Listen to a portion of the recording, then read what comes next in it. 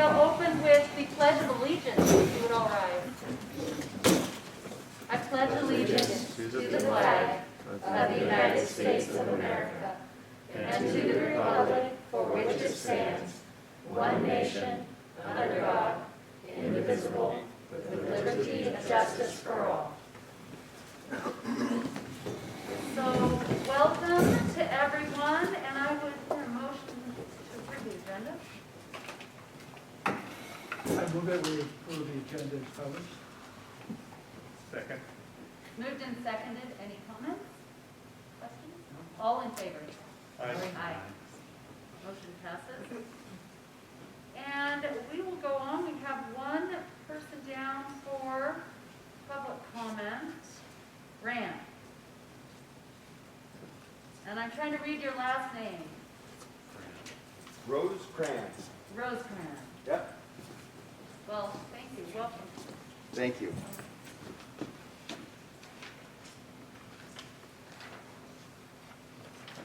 Show up, be kind, work hard. I'm sharing with you the mantra that I tell my students every single day. I'm going to share a little bit of my story with you out of perspective and gratitude. I am so humbled and honored to be chosen to receive the award of Teacher of the Month. There are so many fine teachers in this district that it just really humbles me to have that award. I share a little bit about myself with you to put this all into perspective for me. I was born in McCall, just a ways down the road. I learned to work in the potato fields of Oakley and Burley when I was 6 years old. How cliche is that? I spent time in Emmett, where I graduated from high school, went on to Portland for 14 years, and then my wife and I spent almost 20 years in Alaska. When I returned to my native state and came back to Sandpoint, I was ready to retire. My wife had a different idea. We drove by LPO one day and she said, "You're going to work there." I said, "How could you possibly know that?" She said, "Well, it's an alternative school." They didn't even have an opening. She knew I was going to be working there. And I love to say this to everyone, because I had thought about driving a bus. I could have been somebody. I could have been a bus driver. But no, my wife intervened and put me into that position. I am so thankful to be a teacher in this community. But for perspective, I need to put into place and tell you a little bit about Alaska. I had to say goodbye to many young souls in Alaska. I helped recover their bodies. I helped their families dig their graves, and I went to their funerals.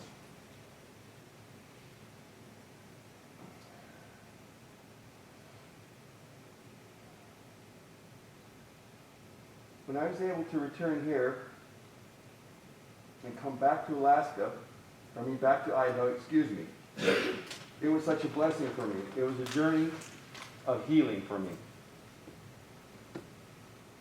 I don't want anybody to feel sorry for me. I just want to share my perspective. Words cannot express the gratitude that I feel in coming back to such a supportive community and working with such a magnificent group of educators, specifically those at LPO. Their compassion and kindness and dedication is off the charts. And I am just such a fortunate soul to have landed there. I'm glad my wife was right when she said, "You're going to work there." This place, of all the places I've been, is the best. I want to share with those of you who can hear my words, what makes this community great is the understanding that our children, all of our children, in all of our schools, are the bright and shining hope of tomorrow. Now, I know that you all know this sitting here, but I want to be sure that others hear what I think is very, very important. These children are the most precious and valuable resource we have. They're more precious than anything else. And I shared a little of my story with you because I know how precious children are. I know how each and every one of them deserves everything that we can give them.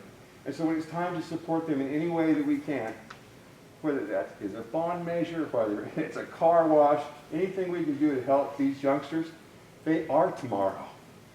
And we can never, ever forget that.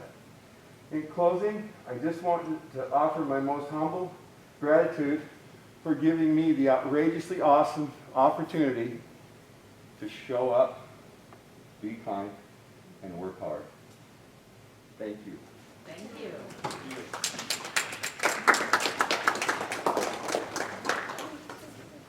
That's inspiring.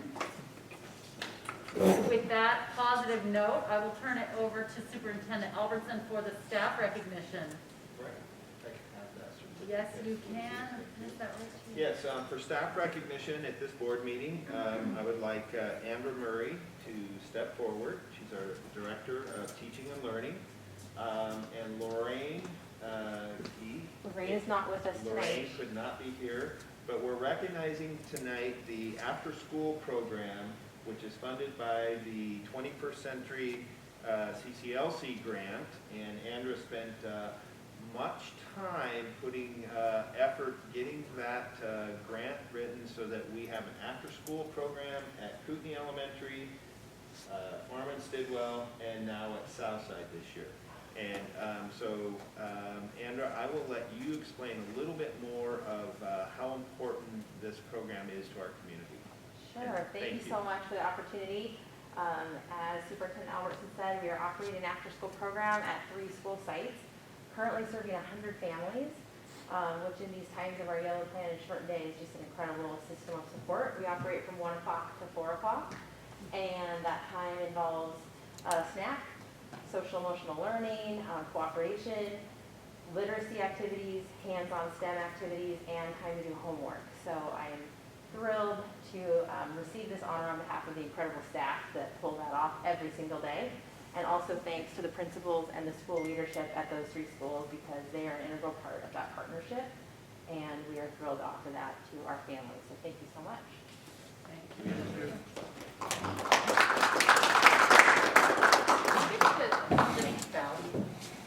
Thank you so much.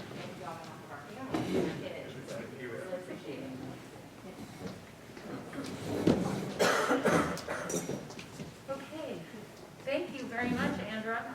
And we have our principal, Eric Olson, here to present to us today for Farm Stidwell after-school program, now school.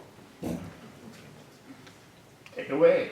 Yes, Be kind, show up, work hard. yes, I love it. yes. Wolfpack strong. We showed up and we've worked hard. This about sums up our year, everybody, as you well know. I want to first begin by thanking all of you, Superintendent Albertson, the Board of Trustees, Mrs. Murray, for keeping our schools open.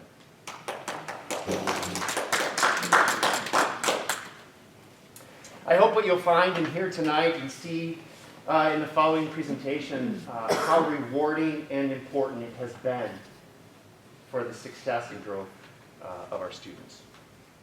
Despite shortened days, despite a yellow plan, despite quarantines, I promise you what you're about to see will blow your mind. At Farm and Stidwell, we began the year and we agreed that learning is the fundamental purpose of school. And that seems a little bit odd, doesn't it? Because we all know that is. But we really landed on this idea that learning is the fundamental purpose of school. We agreed that collaboration is important, but it's most important when we know what we're collaborating about. We've witnessed that when we collaborate on what's important, we achieve our desired outcomes. So we have, this year, focused on learning, we've focused on collaboration, and we've focused on results. Particularly in the area of mathematics. As you've heard for probably a while now, our district, the state of Idaho, Farm and Stidwell struggles in the area of mathematics for whatever reason.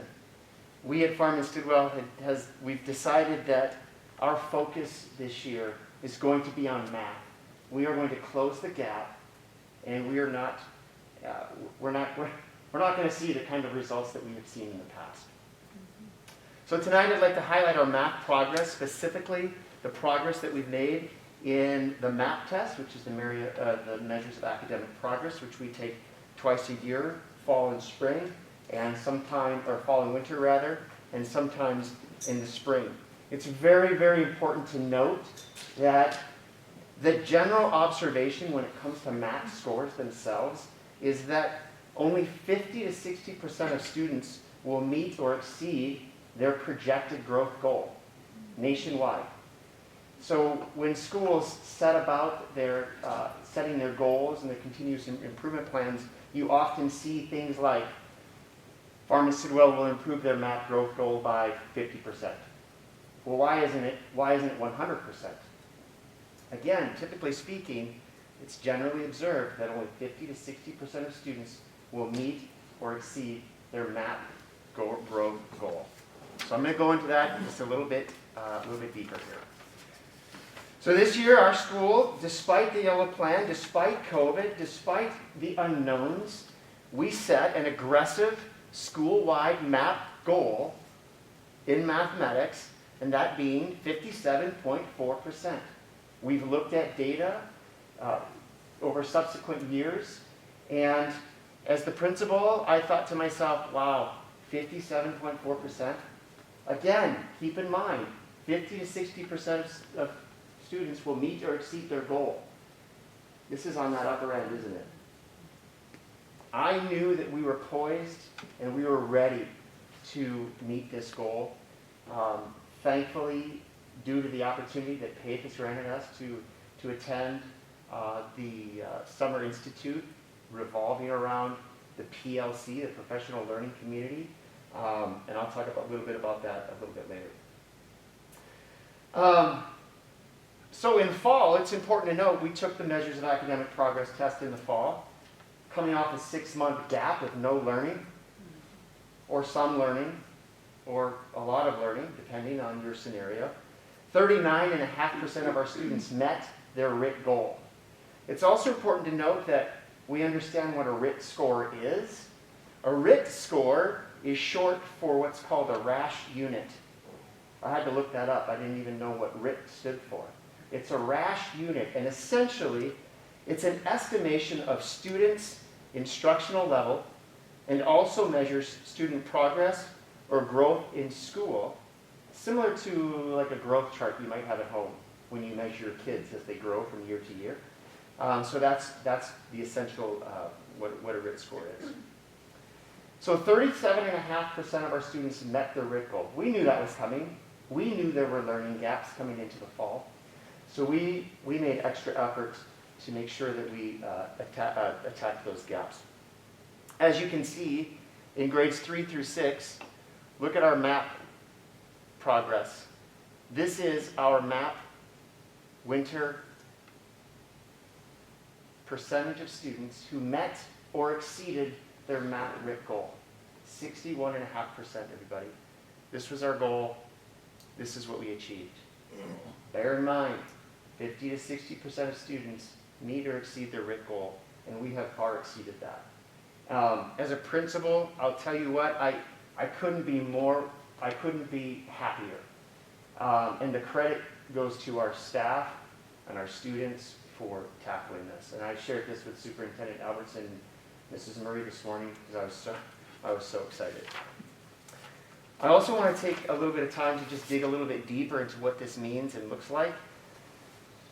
Just because a student doesn't meet their RIT goal doesn't mean that they didn't grow. There are opportunities where kids grow 1 point, 2 points, 10 points. We had a student grow in 6th grade 39 points. Remarkable. So I broke down some math, some more math data just for fun. 2nd through 6th grade, including our ELP, students that missed their RIT growth goal by 1 point. 19 students out of 256 students missed it. They missed it by 1 point. Had those 19 students met their goal, obviously that percentage in math would have skyrocketed. It's also important that we note that although students may not have met their growth goal, Students did grow, and that's also a celebration that we celebrate as well as our teachers. 95% of our students in grades 2 through 6, including ELP and our resource classrooms, 95% of our students grew, whether it's 1 point or 39 points. And that is something to be celebrated, again, given the shortened time, given the quarantines, all of those. And so we celebrate that. And what about those students that grew more than 10 points? We had 114 students out of 256 students grow more than 10 points in the area of mathematics in winter. That is awesome. This goal couldn't have been accomplished without the dedication of our teams committing to, and I want to use that word very strongly, we have committed to our PLC journey. We're not buying into anything. We're committing to this PLC process. And we began the PLC journey in earnest. And this year, despite all the obstacles, as I've mentioned, I couldn't be more pleased with where we are as a school in our journey towards more students learning more, student by student, skill by skill. So how did we get here? My guiding coalition at Farm and Stidwell had the opportunity to participate in the Summer Learning Academy focused around professional learning communities this summer, put on thankfully and gratefully provided to us by PAVE. And what we decided to do as a team is again commit to this process, and each one of these little squares right here kind of outlines the process that we took. First of all, we began to be very tight on the collaboration time that our teams met. Tight meaning there is no loose. The expectation is that you meet with your grade level team twice a week. And what you talk about math. That's our focus. And so what our teams did is they identified and prioritized the essential standards.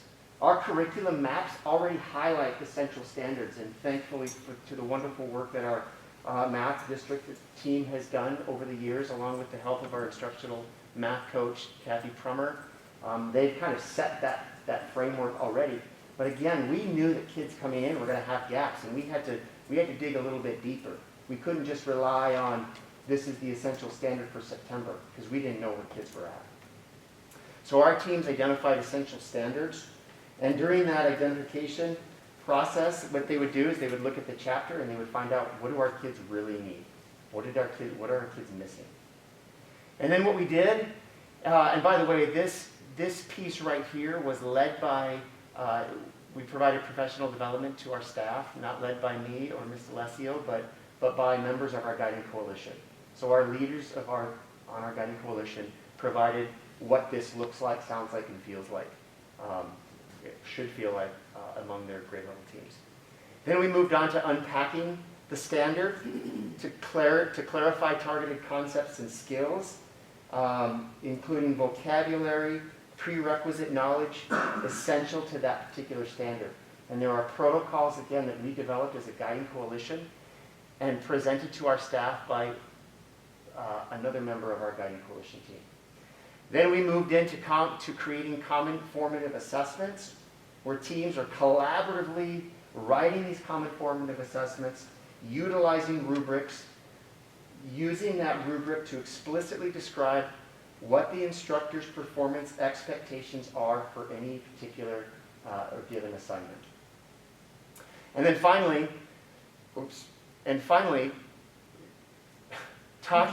analyzing those common formative assessments, not as an individual, but as a team.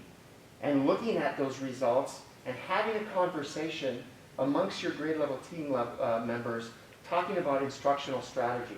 What are you doing that I'm not doing?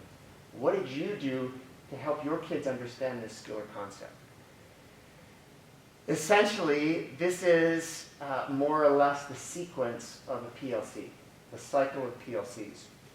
As we move forward at Farm and Stidwell, Ms. D'Alessio and I have recognized that we have a lot of work yet to do, despite the success and progress that we've made, particularly in the area of mathematics.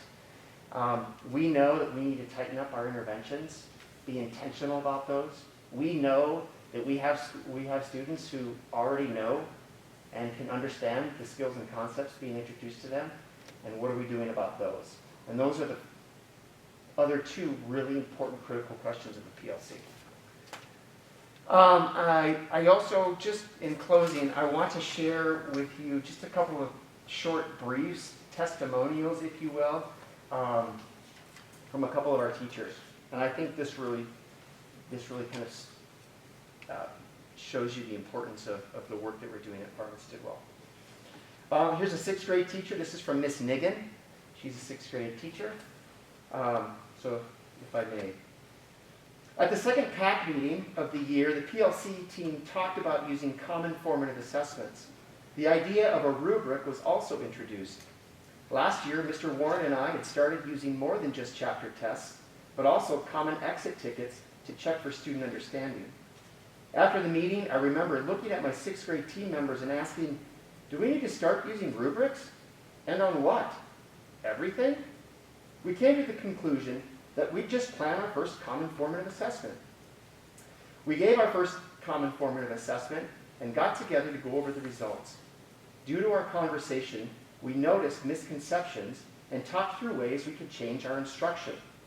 We also realized we didn't actually know how to explain to kids the difference between a score of a 1, 2, 3, and 4. This was the breakthrough that we needed. The idea of rubrics was freshly tucked in the back of our minds, and we needed a way to explain the scores to ourselves and, more importantly, our students. As a team, we created a rubric for the exit ticket we were getting later in the week. Through the creation of the rubric, we discussed what grade level meant for the standard, what work we expected to see, and how students could prove they fully understood the concept and could expand on their thinking for a 4.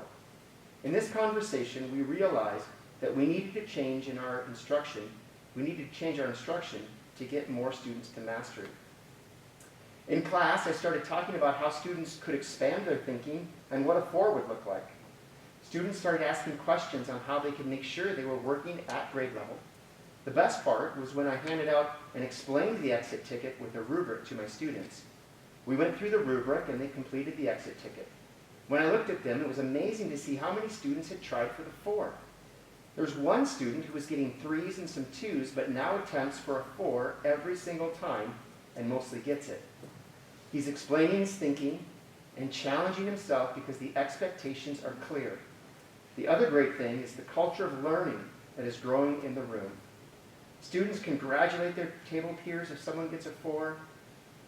They work out their mistakes with each other, and then they ask me when the next exit ticket is so they can get a 3 and try for a 4. We're still learning and reflecting as a 6th grade team, and the structure of the PLC has given us a framework for discussion centered on instruction and challenges us to figure out how to challenge all students. That's just one. I won't read the other one, but there's another testimonial just like that. And so I'm very proud to share with you the progress that we made as a school in the areas of math, and I'm also proud to share with you how we got there. So thank you for the opportunity.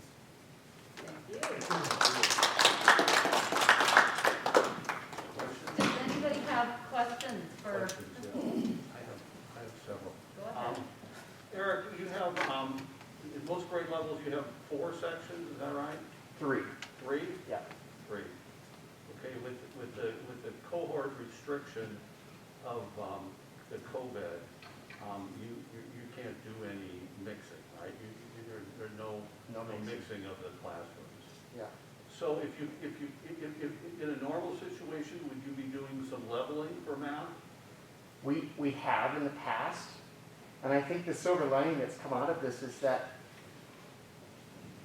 I think part of the big reason for what we're seeing is that teachers have the time to build these foundational relationships with their kids. And they really have an understanding of where their kids are and where they need to go. And so what I've heard, I just heard this today actually. One teacher had mentioned that next year we're not gonna switch kids. We're not. And I said, well, why? Because we're doing great things right now. And so that's an interesting discussion as we move into Yeah, the I'd like next to school talk year. just more about that. So without leveling, how are, you mentioned this in your presentation, how are you challenging, those students that are performing at a higher level? So we do a lot of differentiation. There's a lot of small group instruction happening through centric types of work. We have some students who are independently studying, moving on with frequent check-ins from the teacher. Those are just a couple of ways. So one of the benefits, if any, of COVID here is, you're having smaller classrooms, right? Generally, a little bit smaller. In some cases, not all. But generally, they are a bit smaller. So, I mean, that gives the teacher more flexibility to work with. Oh yeah, individual small students class or sizes are smaller awesome. groups of students. For sure. We've also, in light of COVID, we have a lot of support staff, and so typically what would happen in a normal school year, we would have support staff travel to multiple classrooms. But again, due to COVID, we wanted to kind of keep them into one classroom, and we have the ability to do that kind of. And so that support staff is there with that teacher to also offer support. A lot of the time, not all of the time, but a lot of the time. So that also helps. Well, I appreciate you coming and sharing with us, and I know math scores are on everybody's minds, but it's good to hear your positive thinking about it. It's awesome. Yeah. Yeah. Thank you very much. Is there anyone else? Thank you. I'm sorry, I do have a question. Oh, we actually can't. I'm sorry, I thought you opened it up to questions. What's that? I thought you opened it up to questions. Oh, I'm sorry. So, the trustees, when we have a presenter, will offer feedback. So, thank you. Thank you. So we do have, let's see, Mary Jensen and Jennifer Grieve are both here from the Forestburg Charter School to present. Hello. Hello. It hasn't really been a year, has it? Yes. Feels like 5 years. Oh, I am pulling up your presentation right now. I know, I was just thinking that. That's actually kind of right. Sure you would. do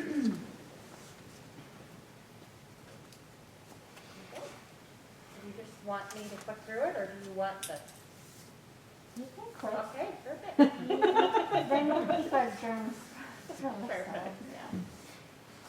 So we plan to make this extra short today because you all know us. You've heard the presentation we've had many, many times. So we are the administrators at Forestburg Charter School. We are co-principals with some split duties. I was waiting for that.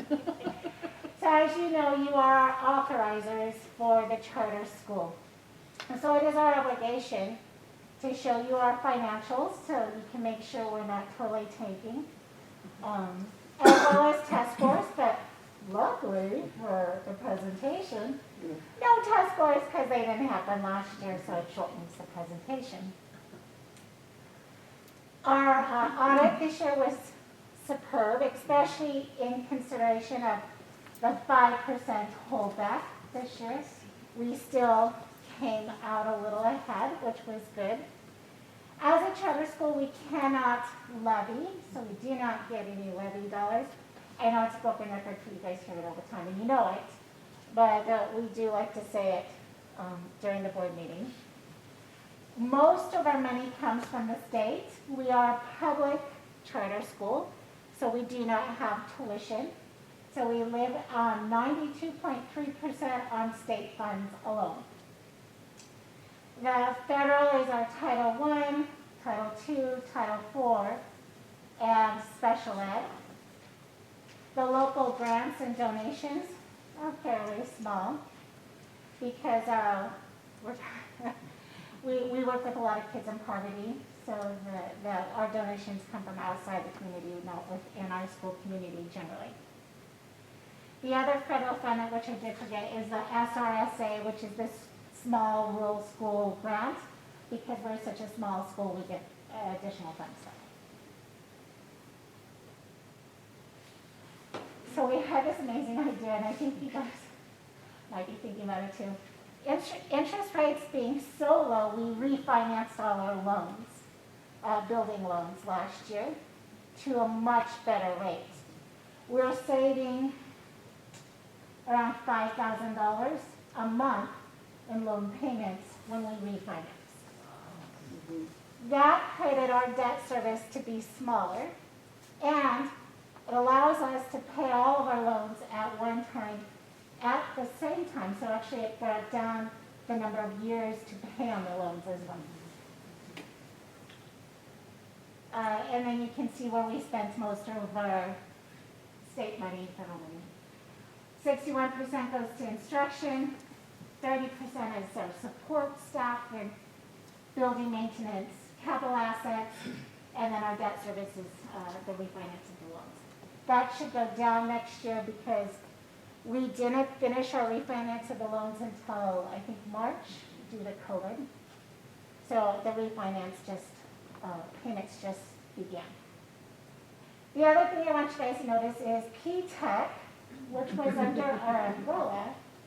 We didn't personally as a school get P-TECH money, but we had to put it in our audit because they're under our umbrella, no longer exists. So when people look at our audit, they used to think we were getting millions and millions of dollars that were actually P-TECH dollars to help students across the state instead of just our students. That's taken out then. So I just love these because you guys know I do. This is where we started as administrators. This is where we ended. We started us backwards in our debt service and how much we were spending.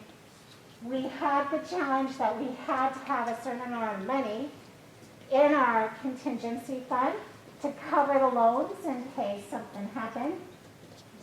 We are now flipped it all around, have enough to cover 1 year of operational costs at least, as well as pay all our bills and whatnot.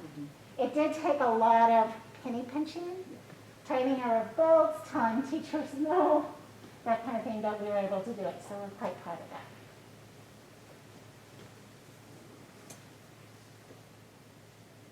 And then COVID. You guys might like the COVID numbers. Instead of test scores, we're giving you COVID. Not that we didn't have enough of COVID in the last year. So we have a different population of people. We have a much smaller school and limited on how we did our cohorting and COVID operations.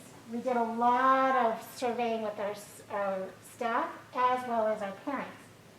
Ironically, both our parents and staff surveys were nearly exact. So we began in a hybrid situation. Kids came to school twice a week or online 3 times a week. Right before Thanksgiving, 8 of our staff members came down with COVID. That's a huge chunk, being that there's only 36 of us. 8 was a big chunk. So we went into red, went online, because we only had 2 substitutes. There was no way for us to cover it. I remember when we finally called it to be online, I was just in tears. I just hated it. In our plan, we also said if the county went in red, we would go online. Over 60% of our parents voted that way, that that's what they wanted, as well as our teachers, so we kept to the plan. So we were online from Thanksgiving to Christmas break. We met right before Christmas break, the board, and decided to bring us back in a hybrid after Christmas break, even though the county was in red. And the parents agreed with that decision as well. Then came CDC changing their minds in the last couple weeks and all that business. So we're now in our next big change. The board chose to bring all our students back with their option March 1st. So the parents can, or our families can decide to be in hybrid, online, or come back full time. We chose March 1st because 2/3 of our staff will be vaccinated at that time. part of the issue before was over almost half of our staff was immune compromised. Battling cancer, actually different things that if they had COVID, there was a real fear that they would end up in the hospital. So with them being vaccinated, we feel better about being full-time. The other third has chosen not to take the vaccinations. So far this year, we have 8 staff members with who had tested positive COVID. Only 10 students test for COVID, which I think is very good. And then many of those students were actually online when they tested COVID, so we didn't have to quarantine very many people. Our enrollment did decrease quite a bit this year. We lost 52 students this year, and so our enrollment right now is to a very low at 276 students due to COVID. We're 15.5% in the middle school down and 7% in the high school. Some of it they chose to go online. Some of the families preferred to be every day and went over to LPOSD, telling us they're going to come back next year. So we're looking at balancing the budget with the lower numbers. We're looking at hoping to pick up 70 kids for next year. And, but despite all of this, we are still well within our budget. Everyone working at FB St. Cross, we're tired. We're normally tired, but we're actually tired. This whole thing has had teachers sacrificing family time to work with students. We haven't had breaks. I'm pretty sure Tom hasn't had breaks either. We're just tired. So we're looking at running on positivity and passion to educate the kids. We also noticed that the kids are doing quite well educational-wise and keeping up. So we're really proud of our students and our families because it took a lot of work from our families to keep the kids up, especially when we decided to go, or had to go because of the COVID situation in our school, online. So I know I did a lot of talking, and Jennifer usually talks about things that we I'm don't here have. as moral support. Moral and that's support. great. Plus, I just gotta say, I love educators that are over here nodding. Like we get it, right? It is Tired. so hard, so tiring, and you're just trying to do the best for the kids, no matter who walks in your door, so. So these are pictures from this year. I just want to point out this one here. We're a School of Innovation. And when the teachers heard they had to be masked up or face shields, well, this teacher created a face shield that has lights to change with his mood, so he didn't, if he was upset with the chance, it turns red. If he was in a dance mood, he turned on the disco lights in it, but it was a little discerning. I think he got sick from that.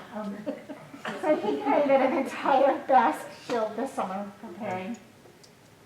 And then we continued to the best of our ability to be a project-based learning school.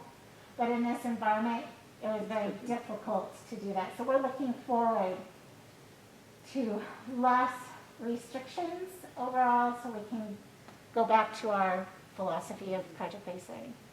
Jennifer, do you have anything else? I love it when she does that to me right at the end.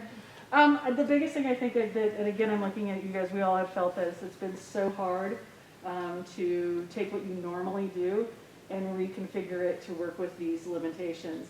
And I think every teacher in this community should be commended with how they take what is going on in their classroom, change it to fit the needs of the start of the year, and then every time the CDC changes something, now we're looking at changing something again.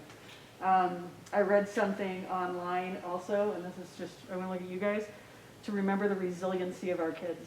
Like, they are so resilient that, yeah, they're going to come out of here with maybe missing some skills here and there, and they're going to have skills that we didn't even maybe think about in the future. We've got our kids teaching us all the time. When we talked about doing the soft start, we had some of our kids coming back to us and say, wait, I've got this figured out. I'm working these 2 days to help my family, so can I keep doing this? We have other students that say, I've got my college classes figured out, I've learned how to do this, they're treating it in more Delta manner, can I keep to this schedule? And so having that option open for the families, I think right now, it'll be a little confusing to start for sure, but I feel like that's going to be best for what the students themselves need. So those are my little 2 cents, I think. Well, thank you on behalf of the board for presenting again every year, and your chart showing the financials is more impressive every time we see it. And I do want to open it up for questions, but wait, we don't want to shut off Shirley and Carrie's questions. Do you guys have any? No. Okay. I want to Gary? thank them. Yeah. So if I read your bar chart correctly, your budget's around a little over $6 million, is that correct? Can you go back? Yeah. We spent $5,717,000 last year, so that's Okay. Their income was our just over 6. 6. So your income is just over $6 million, Uh-huh. and your current enrollment's 276 students. Right. I mean, that's over $20,000 per student per year. So keep in mind that we have key tech numbers in here, so this chart is a little deceptive That's a little skewed. because P Tech had a couple $1 million every year in this. So we get the exact same money as you guys So per the people. same rules apply to Yes. you. You Yeah. know, you got the 5% holdback. Yep, Yep, You know, your enrollment's dropped at 15%, which Yeah. is Yeah. more than ours. yep. But In the state- middle school but and the state can secondary only school. adjust your income by 3%, right? I'm sorry? You lost 3% of your income based on enrollment Mhm. and 5% for the governor's holdback. Right. And you still had over $6 million to work with? No, because this includes P Tech money. Dollars. So this is from last year, and so P Tech was still running. It won't be And- until next year that we'll see that Correct, drop off. right, yeah. And P Tech money did not go into the school. No. Yeah. And that's been one of the Also, things. what happened is when the state decided to go by enrollment instead of ADA, average daily attendance, that helped because then it wasn't necessarily about how many days a student missed. It was about how many kids were enrolled in our school. Yeah. Which actually, if the state went with ADA, average daily attendance, we would be, as well as I believe you guys would be, in a world of hurt with the holdback and the average daily attendance. Yeah, you're right. But I mean, as you know, the state school board, you know, made that rule for 1 year. And the legislature is going to have to act Right. to decide whether they want to continue that policy. Yeah, I believe they did pass it last Friday. Until last Friday. Mhm. Well. We've been watching that very closely. Yeah, exactly. Because we're looking at the possibility of laying off some teachers next year. So if the legislature said we were going to do ADA, we were going to have to lay off teachers, definitely. Going with enrollment, we can use our CARES money to help maintain the staff until our enrollment comes back up. So, you know, the enrollment for the whole state is off about the same as us, 8-9%. Yep. But the charter schools and the online schools generally are the exception to that. You know, many charter schools and online have increased their enrollment. If you look at the data on it, it's mostly the virtual schools that have increased tremendously, which makes a lot of sense, right? People are pulling their kids out to be on virtual schools. So the legislature is actually looking at giving whether or not they should give those charter virtual schools more money, because some of them increased 200% in this COVID year. If you look at the charter schools that are traditional in the building, brick and mortar. their enrollment has gone down, except there was 1 or 2 new charter schools that pulled kids in that counted as an enrollment increase. Because last year they had 0 kids, and this year they have. Yeah. So generally, if you look across charter schools that look like us, they also have a decrease. And I believe across the state, and maybe Tom, you know these numbers, across the state, public schools, on an average, lost between 7 and 9% of their enrollment. Mm-hmm. Our high school is right on par now. Mm-hmm. Our middle school is 15% because the school choice, they had another choice and they wanted their kids every day in a situation because their parents are working, they're too little to stay home. Or they went strictly homeschool. But- Well, Never mind, go ahead. yeah. Yeah, we can discuss more details at a social. There you go. But I appreciate you coming and presenting to us, and I think in another year, or is it 2, we reevaluate It is 2. it's in 2. Yep. So we've got all sorts of- Well, and what'll be nice, you know, trustee Stephenson, that to know that next year when the audit comes out, this is one thing that is, since Mary and I have taken over, has been very frustrating. Those numbers with P-TECH being in there because it becomes very convoluted. And so we are actually very excited to see the chart for next year because that is absolute true to form for what we see daily in the decisions we make daily. Sure. So I just like to say, I mean, we've always had a good relationship Yeah. with you. Yeah. Absolutely. And we want to continue, Lots you know, of and, that. and we know you have choice, you can have your charter renewed by the state instead of come through us. But we really appreciate that you come to us and that, you know, you charter through us. I think it's a symbiotic relationship. Absolutely. Yes, and I I enjoyed agree. picking on Tom a little bit. That's okay, I was picking on Casey earlier when we were here, so. We enjoy our working relationship as well. Plus, with Tom, he understands us, and It's good. it's good. Thank you for that. Did you want to add your thanks to that, Herbert? Of course. Ready. Every year, I look forward to this, thank you. You're No, welcome. I do. Yeah, It's important.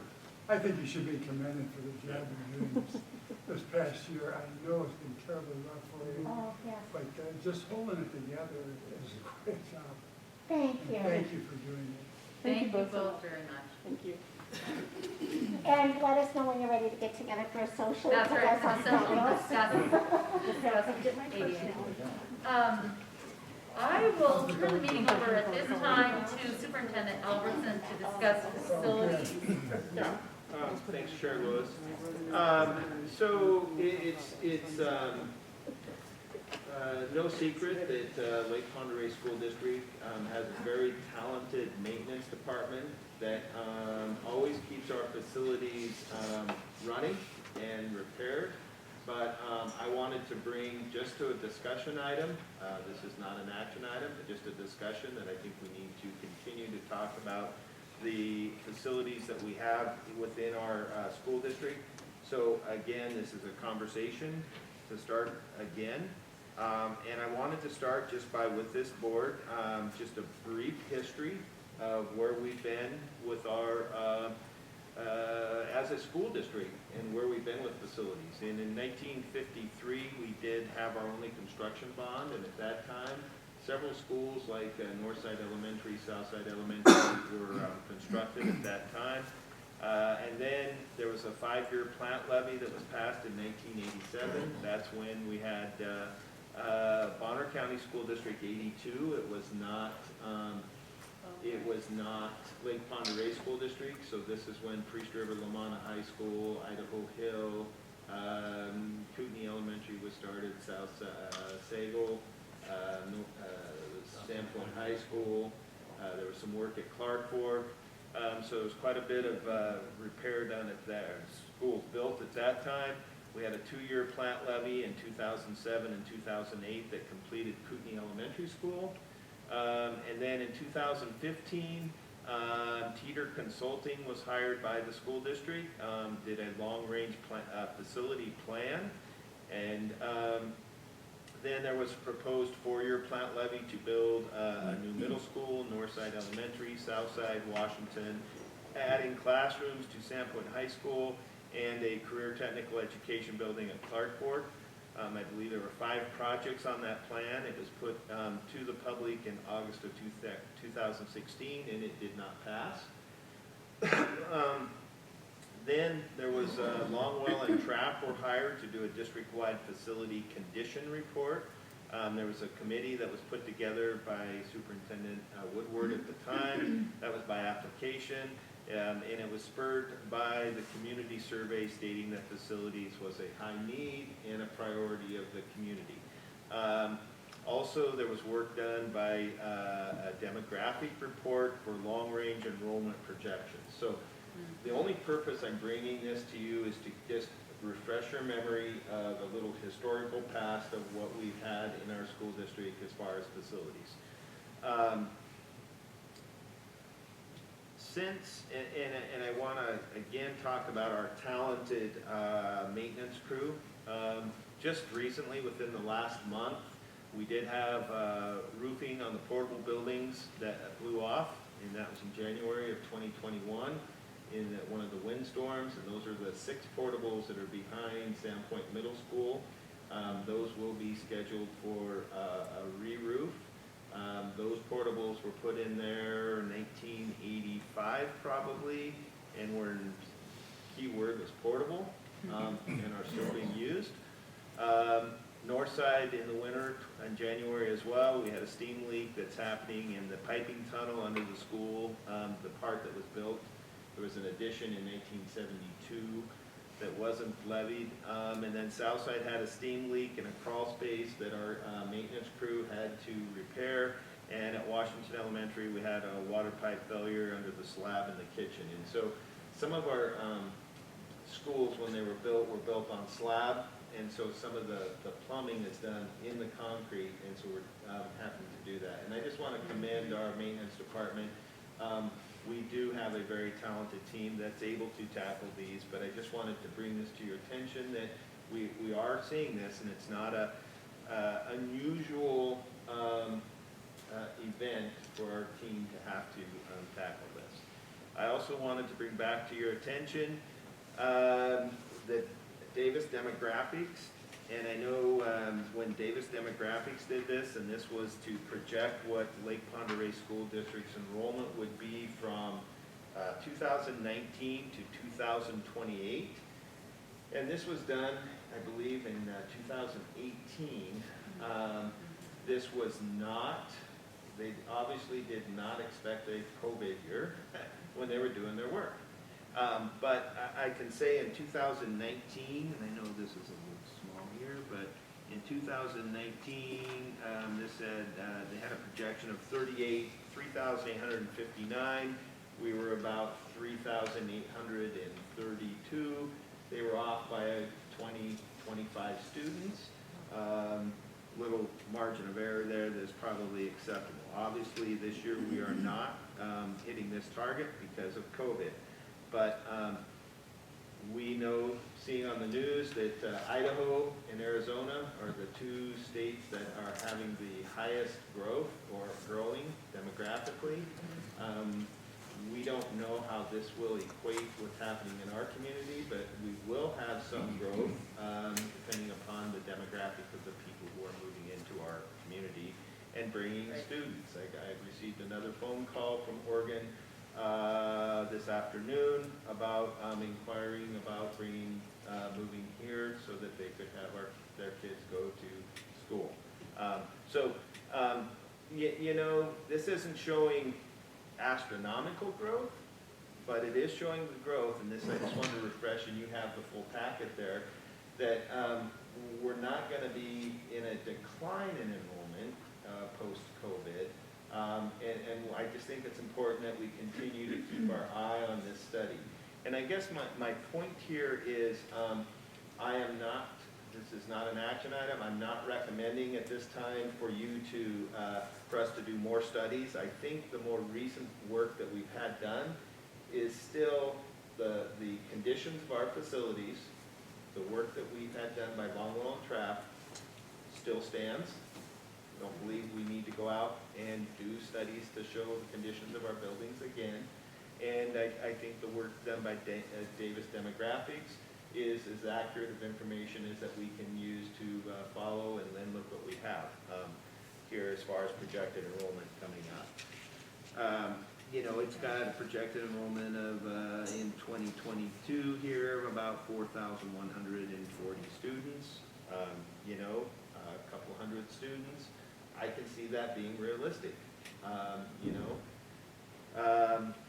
I also just wanted to remind the board that in Idaho, funding mechanisms available to school districts to make improvements to buildings and or build new buildings are only a plant facility levy or plant facility bond.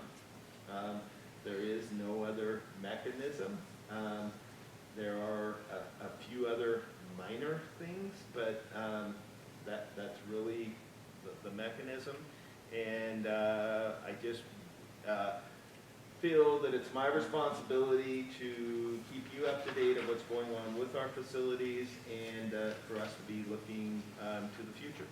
And so with that, I'll turn it back over to you, Chair Lewis, if you have any questions centered around facilities.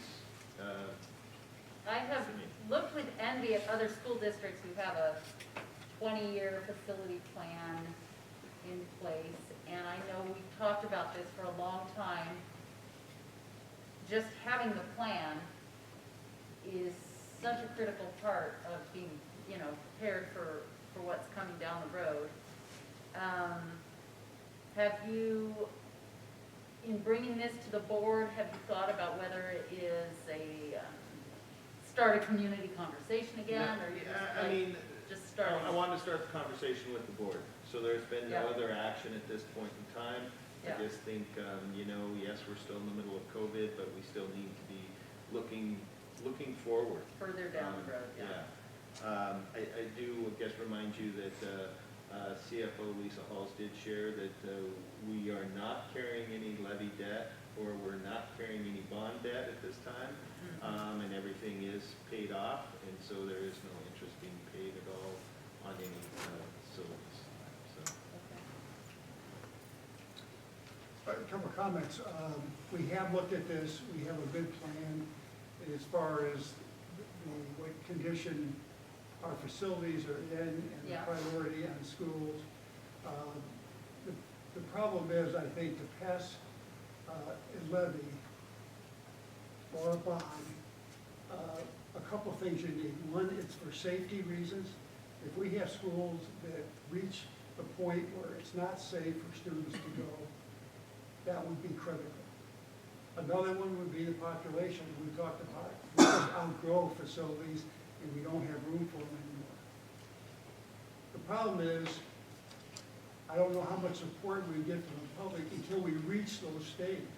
It's nice to say, well, we know we're going to be there in 10 years or 5 years. So let's see what we can do to get a levy passed so we can continue with the process. I think that's kind of the quandary we're in. You hate to wait till you get there. You know, you don't have enough room for your students, or they're not safe enough for your students. And then you start the process. You know, it's several years. I hear what you're saying. What's the cart and what's the horse? Well, I support what Carrie's saying. I mean, all of us have been to schools in any other state, really, you know, and seen the beautiful facilities in all the surrounding states and in most of the states in the union, and we're very envious. But the reality is, this is Idaho. There's no support for facilities in this state. Our patrons generously supported a permanent levy for us last year, which passed very narrowly. This year, because of COVID, our enrollment is down significantly. You know, the legislature is considering another cut in education, despite the fact they have a $600 million surplus. I just don't, I agree with Carrie that the reason for new facilities would be based on enrollment or safety, and at this time, I just don't think we've reached that threshold. I don't think the point with Superintendent Albertson reviewing historically is because he's starting any conversation about levies and bonds. That is not what this conversation is about. I think the conversation is about us being sure we are keeping our eye on what is going to be the needs, in what order, where are they going to fall, looking down the road. Do you have any questions before? I have one more, but I'll wait. I have no questions. I totally agree with keeping on top of this. Right. Yeah. I guess if I could interject, one thing I just didn't want to do is the money and effort that previously went into doing our conditions of our facilities and the work that we had on the demographics on our projection. I didn't want that to be forgotten. I don't want to be back and saying, okay, we need to hire another firm and do another. I think we have good data here.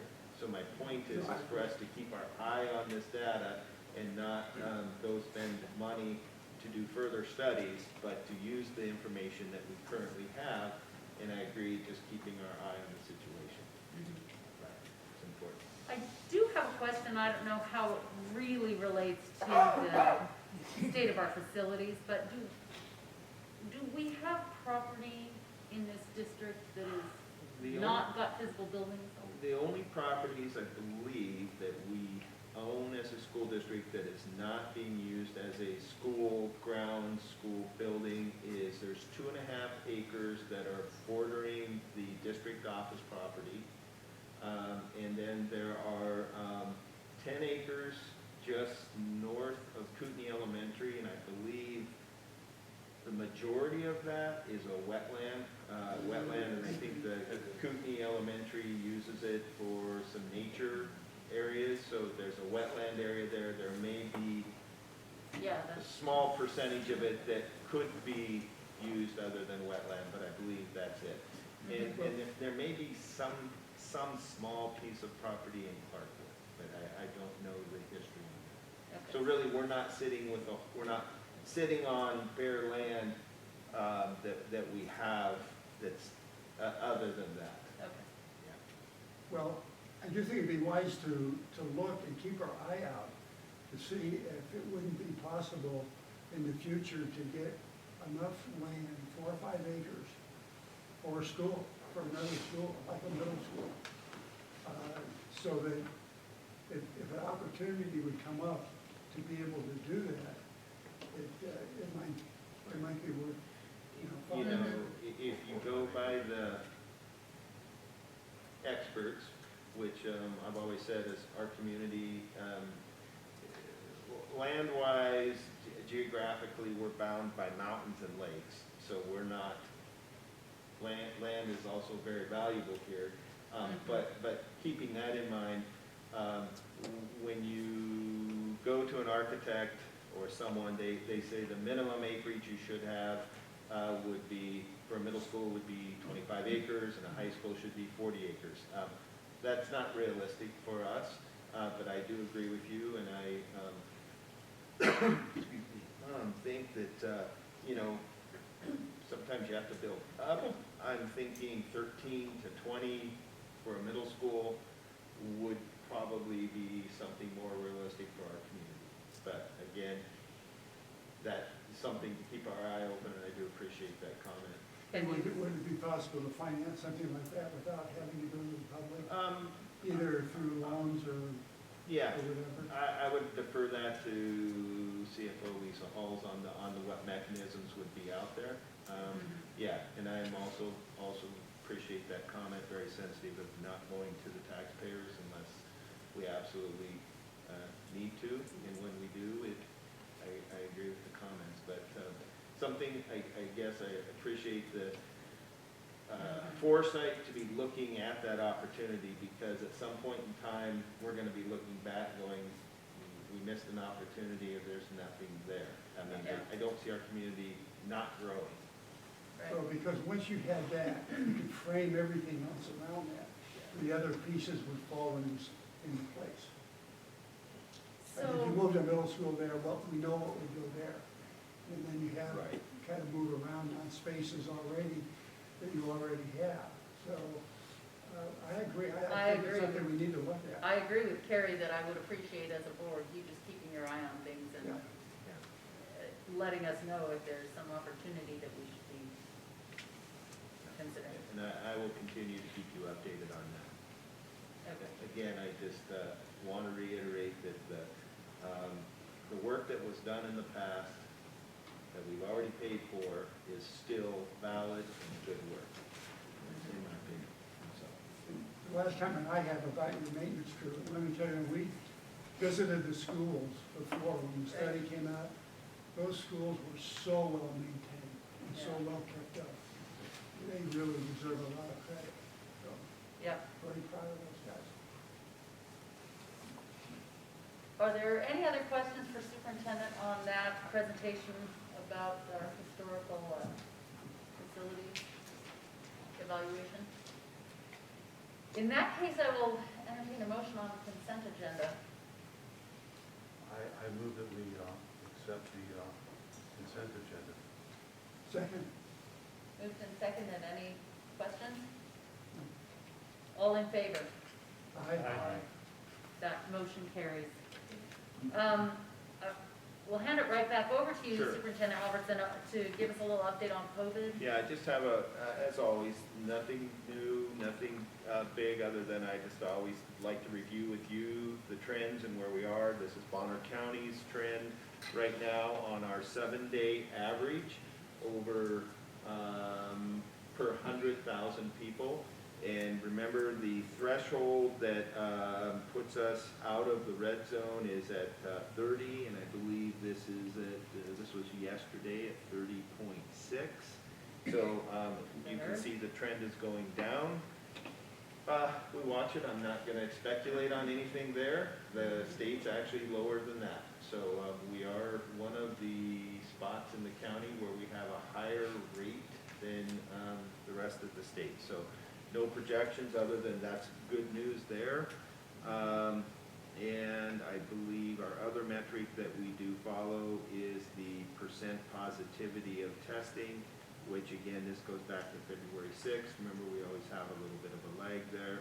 And it is at, was it 8 point, make sure it's Bonner County, 8.9%. So those metrics are good. Okay. So, like I said, is we're still, just want to keep you Yeah. apprised of those things, and so, yeah. The question, can you give us an update on the staff and inoculation? I was just going to ask that. We're not tracking how many are truly got the vaccine or not. That's a personal choice there. We did send a survey out, and the people, just so that we had a general idea of how many people were interested in it. And there were 487 people that were interested in getting the vaccine. So a high percentage of people were interested. Whether or not they've been able to get their vaccine, or whether they have completed it, or whether they've gotten one shot, I don't have that, and we're not asking whether or not they went ahead and got that. Kind of believe in protecting their HIPAA rights on that, and it's not. Yep. We want to provide the opportunity to them and leave it at that. I do know that the first wave of the teachers who did get vaccinations have already had their second shot more than 10 days, so we should start to see some sense of a level of protection on our staff. Correct. And like I said, it was not a mandatory thing at Right. all. We just wanted to provide the opportunity. Yep. So, I appreciate that update. Also, I'm encouraged by the first graph you showed us at the 7-day rolling numbers. It continues to kind of come down, and I'm hopeful myself. I will ask our clerk, Kelly Fisher, for the second reading of policy. So I would just remind the board that we had our first reading of these 5 policies on January 26th. Yep. We had some clerical and readability changes to policy 4300, which were noted in your packet, provided by Trustee Decker. And I would, at this time, entertain any additional questions regarding those that you may have. That have come up since the last board meeting, and we heard these at first reading at this time. Did anyone have any further questions on these? They were fairly straightforward. If there are no questions on those, I will entertain a motion. Can we pass all these with one motion, or do we need to go? They're all revisions. I did provide a proposed motion in the packet, but they're all revisions, correct? I make a motion that we adopt suggested Updates, revisions to board policies 4,000 goals, 4,300 conduct on school property, 4,310 contact with students, 4,320 disruption of school operations, and 4,330 spectator conduct and sportsmanship for athletic and co-curricular events. Second. Moved and seconded. Any other comments or questions? All in favor? Aye. None opposed, motion passes on those 5 revisions. Is there any other announcements from you, Superintendent Alderson, before I open it up to? I do, and I do want to show this up here. This goes along with Mr. Olson's great data that they're showing growth in there. We have one of our teachers at Farm and Stidwell who is a finalist for the Presidential Award for Excellence in Mathematics and Science Teaching, and that is Becky Sharbo. And there it is. It's up on the Idaho State Department of Education's website, and she's there at the very top. So we're very, very proud of Mrs. Sharbo's work with her students. And, you know, Mr. Olson, would you like to add any more accolades for Mrs. Sharbo and her work? Well, This time? of course, she's a very humble individual. Yeah, no, she's phenomenal. I know the amount of effort that was put in to even go through the process, and she weathered that, and we just look forward to seeing what happens in the next couple of months. Yep. That's very exciting. Yeah, it is. Yep. And a few other announcements. I know Clarkport girls basketball team, I think, is playing tomorrow night at Mullen in their district tournament. I believe they have a chance to be going to state there with a win out of there. Sanford High School girls basketball team had a good victory over Moscow last night, and now they'll be playing in a 2-out-of-3 game series against Lakeland starting tomorrow as well for the district tournament. The winner will be going to state. I also, we've had many accolades, and our IT director, Matt Grass, is in the back, but I do want to say that during COVID, we have set up a streaming service through Sandpoint High School's Facebook to stream the games. I know I want to give accolades to Matt and his team, and then Dalton Hawkins at Sandpoint High School, because we've had many fans who live away say, you guys do such a good job with that. It's so clear, and do appreciate that service that we do there. So, yeah, those are just a few announcements, a few things that are happening in the district. Good, thank you. Oh, let's just go around the room. We have principals here, we have staff members. Who has a, Melinda, you always have something you want to say. Oh, I can always speak. Okay. Oh, we grew by 14 students at the beginning of the year. Okay. We allowed 5 new families in, fit into the schedule. We have 8 families waiting to get in as soon as we have openings. So things are going really well. Everybody's healthy at Homeschool Academy, and you know, it's just been a really challenging year for everyone. Like the Forestburg folks said, it's very tiresome. A lot of tired people in this world right now, but we're persevering and we're in action. It's good. Teresa, did you want to add? Oh, well, I thought it was public comment time. Oh, no, it's not public comment, but we're No. hearing from our administrative leaders here, and I don't know if, who wants to go next back here? Well, I will, yeah. Okay, middle school. Just, I want to thank Principal. everybody again for having athletics. It's been amazing. We're just wrapping up our basketball season. Actually, Thursday night is our last basketball game, and then we have wrestling starting next week. And so I just want to say thank you to everyone. It's been fantastic for our students, and we're growing. Actually, our school keeps growing and growing, and so we're actually plus 53 students from last year, and that was last week. And then we had 5 new students last week. We've got 3 new students, I think, that came in this week. And so we're seeing students coming from all over different states, all over different places, but we're growing quite a bit already, so it's pretty neat to see. So. Let's finish schools. Anything else here, you two, with Farman?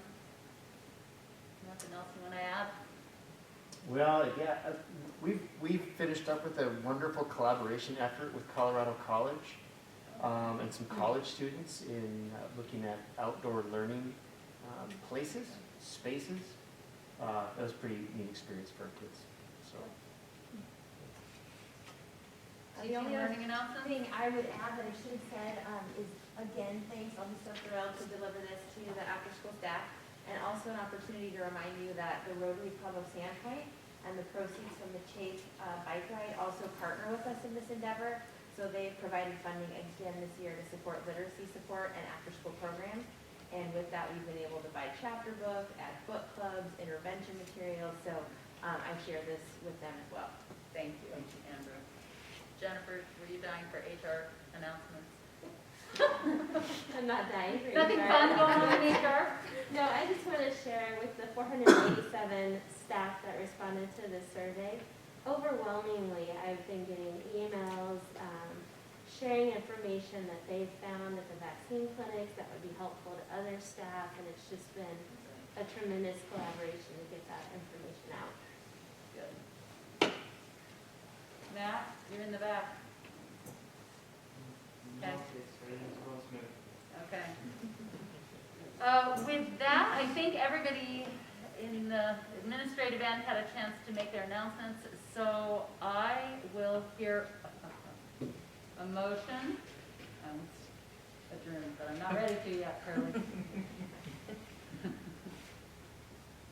I make a motion that we move to executive session as provided for in Idaho Code Title 74, Section 206, subsection 1B, to consider the evaluation, dismissal, or disciplining of, or to hear complaints or charges brought against a public officer, employee, staff member, or individual agent, or public school student. Can I have a second? Second. Okay, moved and seconded. We'll do a roll call. Roll call vote, trustee Kelly, Aye. trustee Superger, Aye. trustee Decker, Aye. chair Lewis. Aye. Thank you. So with that, we will move into executive session. Thank you all for coming. That ends the public part of this meeting.